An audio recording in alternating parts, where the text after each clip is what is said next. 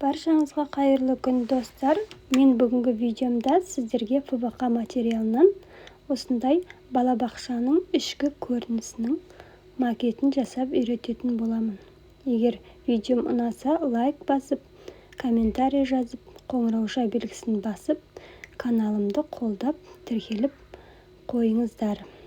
Ол үшін ең алдымен ФБК-ны осылай үлкен төртбұрышты қылып, өзімізге керек өлшемде канцелярский пышақтың көмегімен қиып аламыз. Және жан-жағын қоршау үшін оны да өзіміздің керек өлшемде, биіктікте осылай ұзынша төртбұрыштерді қиып алып, барлығын ыстық клей арқылы осылай жабыстырып шығатын боламыз. Мен 8-дік ФБК-ны пайдаландым. Міне осылай. Және екі жанынан осылай кішкентай төртбұрыштарды жабыстыратын боламыз. Ортасынан бізге есік ашық болу үшін ортасынан ашық жер қалдыруымыз қажет. Осылай төртбұрышты макетімізді тұрғызып алдық. Енді өзімізге керек ұнаған суреттерімізді цветной вариантта шығарып аламыз. Мен бұны детский кілемше ретінде шығарып алдым. А4 қағазға. Оны да ыстық клеймен бөлмеміздің қақ ортасына жабыстыратын боламыз.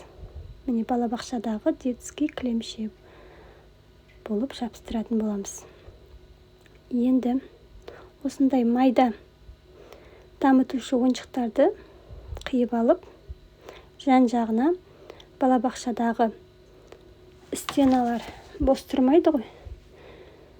Сондай стенаны осылай суреттер арқылы шығаратын боламыз. Мен осы жоғары жағына кітап бұрышы деп жабыстырдым. Әртүрлі міне талдардың,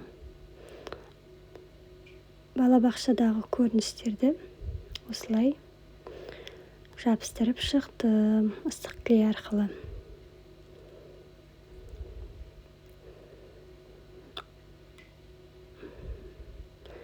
Жан-жағына өзіңіз қалаған суреттерді жабыстырсаңыз болады. Міне мен барлығын жабыстырып шықтым. Мынау кіреберістегі амандасатын қолдың белгілері және жан-жағына осылай шкафтың, күннің, терезенің суреттерін осылай жабыстырып шықтым. Енді ФБК-дан төртбұрышты кішкене парданың көлемінде етіп қиып алатын боламыз. Және аяқтарын қиып алып, қалдықтарынан осылай ыстық клей арқылы жабыстырып, бетіне сары түсті, әртүрлі түсті парданы бейнелеу үшін әртүрлі түсті фетрден жабыстырып қиып алатын боламыз. Артық жерін осылай қайшымен қиып тастаймыз. Міне мен әртүрлі 6 парда жасадым. Соны ыстық клей арқылы аяқтарын жерге орнатып шығатын боламыз. Ыстық клейлеріңіз жақсы қызған болу керек, әйтпесе ФБК-дан дұрыс қызбаса уақыт өте келе түсіп қалады. Осылай 6 парданы жабыстырып шықтым. Енді осындай мұғалім мен балалардың тұрған бейнесін суретке артына ФБК жабыстырып, осылай тұрғызып қоятын боламыз алдыңғы парталарға. Және алдына бала тапсырма орындап атқандай етіп суреттерді жабыстыратын боламыз. Енді осындай балалардың ойнап отырған суреттерін жақсылап қиып алып, ол суреттерді осылай қағаз күйінше ыстық клеймен осылай балаларды өзіміз қалаған жерге ойнап отқан құсап орналастыратын боламыз. Осындай жеке-жеке балалардың ойнап отқан суреттерін де қиып алып, әр жерге жабыстыратын боламыз.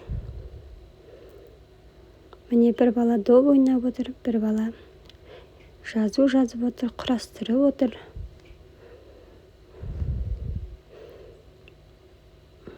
Міне, бұл бала жатып алып ойнап жатыр. Солай әр жерге жабыстырып шығатын боламыз.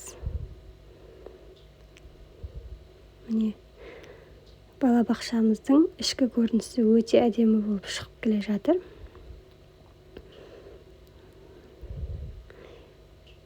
Міне, барлық балаларды жабыстырып шықтым.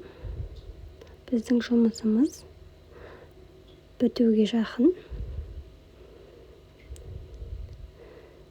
Өте әдемі цветной макет дайын болды.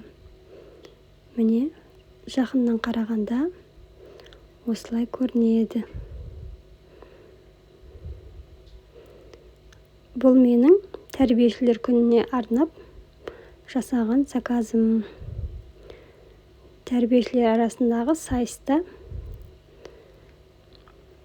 осындай макет жасау тапсырылған болатын, соған арнап жасаған заказым. Егер видеом ұнаса, лайк басып, комментарий жазып, каналымды қолдап, маған тіркеліп қоюды ұмытпаңыздар.